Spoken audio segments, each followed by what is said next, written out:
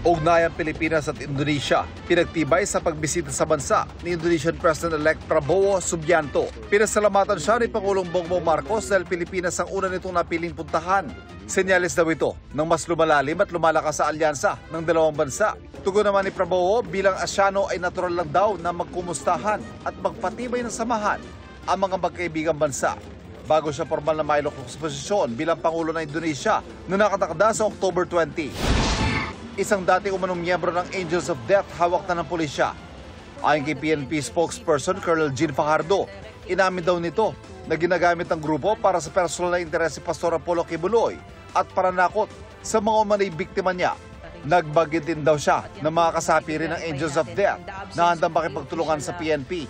Sabi naman ng pulisya, bine-verify nila kung taga Kingdom of Jesus Christ nga ang individual at ipinaubaya raw nila sa korte na magpasya sa mga sinabi nito.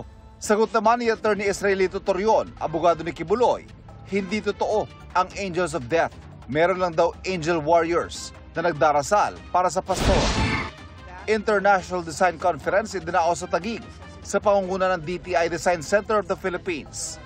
Layon ng conference sa hasain ng mga designer, negosyo at pamahalaan sa papel ng design para resolbahin ang iba't ibang hamon at suliranin sa lipunan at mapabuti ang buhay ng publiko.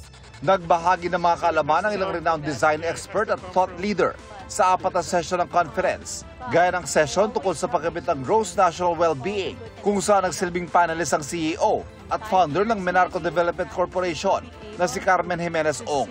Para sa GMA Integrated News, Ivan Mayrina ang inyong saksi.